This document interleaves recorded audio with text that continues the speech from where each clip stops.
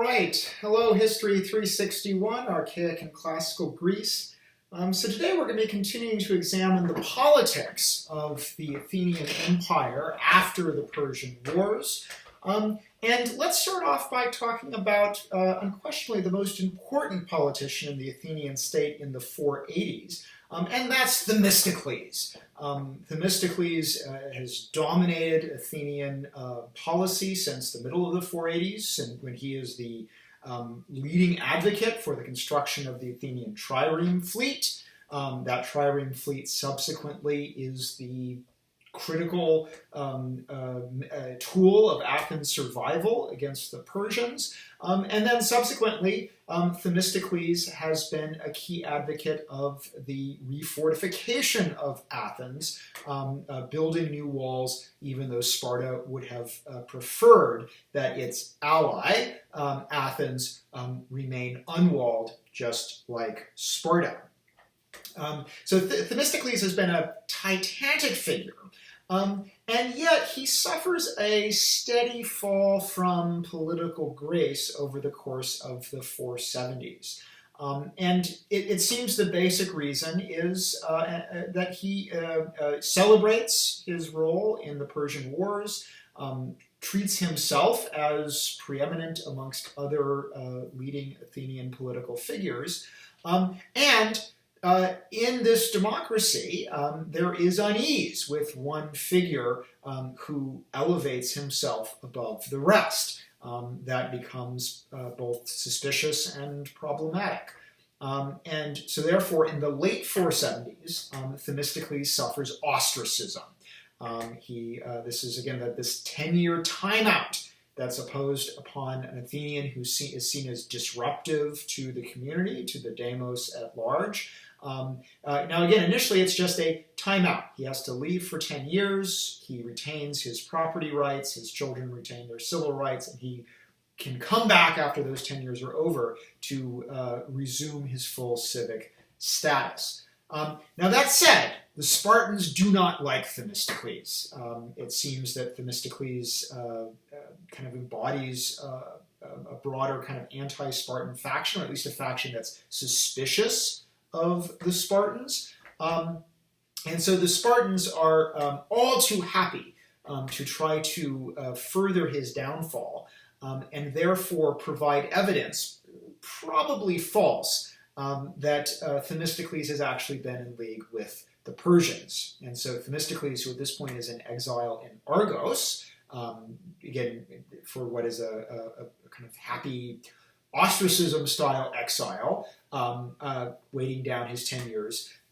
But now he is condemned to death in absentia for treason.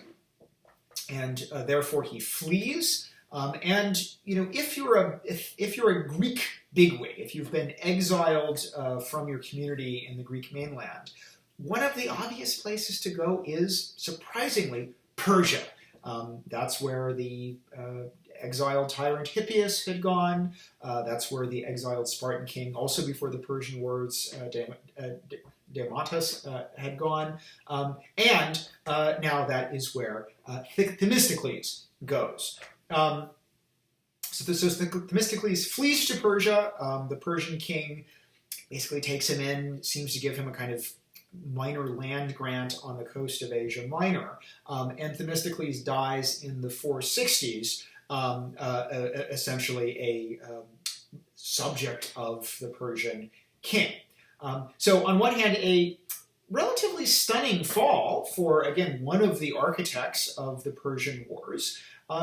Although, as we'll see, there's actually a pretty consistent trend of Athenian or even other Greek politicians like Pausanias achieving some great victory in war, and yet attaining a preeminence that is dangerous to their polis. And again, it's not just the Athenian democracy that has a fear of overly preeminent individuals. It's really almost any small r republican polis, any polis that has, whether it's an oligarchy of some sort or a democracy, there's going to be concern if any one individual rises too high. And that's why we've seen actually a steady stream of some of the greatest Greek generals and statesmen ultimately ending their careers in exile and ignominy. So we saw that with Miltiades, the victor at Marathon.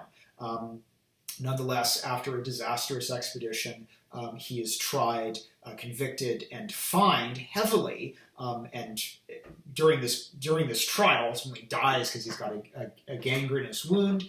We see that in Sparta, where yes, there are kings, but there is still this kind of egalitarian ethos amongst the full Spartiates. And so when the regent Pausanias appears too preeminent, too haughty after his victory at Plataea and his subsequent command in the Aegean, he too is eventually recalled and ultimately tried and then starved to death in a temple. We see that then again with Themistocles, architect of the Athenian thalassocracy, nonetheless dies in exile. Now, with the decline and fall of Themistocles' fortunes, without question, the most preeminent politician and general in Athens is going to be Kimon. Kimon is actually the son of Miltiades. He's the son of the victor at Marathon. He, in many ways, manages to transcend his father's political disgrace. He promptly pays off the fine that the Athenians have imposed upon him, which is a kind of a debt that he inherits, or that the estate inherits upon Miltiades' untimely death. But Kimon, who had served valiantly in the Persian Wars, now becomes one of the new major Athenian leaders, again, in part of the ongoing campaign against the Persians. Now, it helps, given that the Spartans are still involved in these military activities, even if the Spartans are no longer providing the leadership to these activities, that Kimon seems to be basically pro-Spartan. And this is actually a kind of consistent thread amongst the Athenian elite. There is a faction of elites who deeply admire Sparta, who distrust the excesses of the Athenian democracy, and who prefer that Athens have a kind of closed system, oligarchic system even, like Sparta, where only a handful of hoplites run the show. Now, as we'll see later in the 5th century BC, this actually leads to several oligarchic coups, both of which, the latter of which is actually sponsored by Sparta. But it's also possible, so that the Spartans are allies, it's possibly pro-Spartan, and that to be a moderately respectable position. So Kimon gets on well with the Spartans, and therefore assumes the leadership kind of effectively. He's a good player in this coalition of the willing. Now, Kimon has some startling successes. He is the general who leads the Athenian forces at the Battle of the River Eurymedon. So he scores, again, one of the most important and impressive victories over the Persians, really since the battles of Plataea and Mycale. And yet, in the late 460s, he himself suffers a fall from grace. And the sort of precipitating event is actually a natural disaster, a massive natural disaster. A huge earthquake strikes the Peloponnese. So it directly impacts Sparta and Messenia. And in the chaotic aftermath of this natural disaster, the Helots of Messenia revolt, the ultimate Spartan nightmare. And the Spartans are so desperate, they call for help from their Athenian friends, something that they're ordinarily loath to do. And an expedition is sent out, led by Kimon, of Athenian hoplites who are going to help the Spartans crush their revolting Helots. And Kimon, of course, who's the author of this expedition, it makes sense to put him in charge since he has good relations with the Spartans. Now, that said, when the Athenian hoplite army arrives, the Spartans start to have second thoughts about this. There is fear that within the Athenian hoplite army are radical ideas, essentially democratic ideas, that the Spartans are afraid could infect both Sparta and Messenia and beyond. And so therefore, the Helots decide, you know what, I think we can crush the Helots by ourselves. And they tell the Athenian army and Kimon to go back home. Now, this is a substantial diplomatic slight to the Athenians, and this is actually the beginning of essentially a cleavage, a schism in between Sparta and Athens. It's also a humiliating incident for Kimon, who had advocated for this expedition. We ought to support our Spartan friends, and for the expedition to just be turned around and sent packing home really creates a substantial political liability.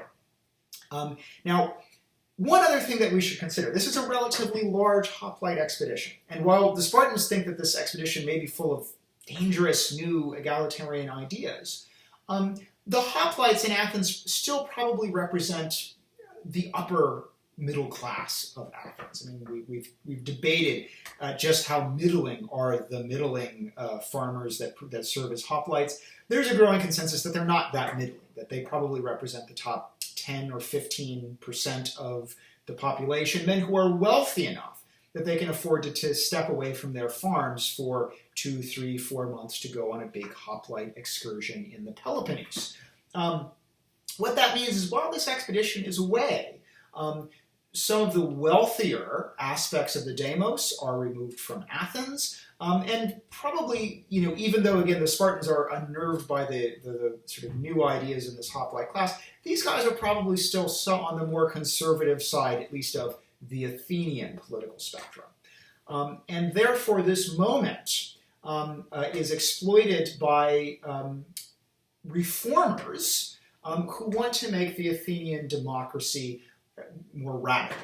And a key reformer is a demagogue named Ephialtes, who promotes a series of reforms, although he himself is actually assassinated during the process. And the fact that we just have this sort of assassination, a political assassination, should remind us that the Athenian democracy is not necessarily bloodless. There is the possibility that political disputes can ultimately result in violence. Presumably he's assassinated by an oligarchic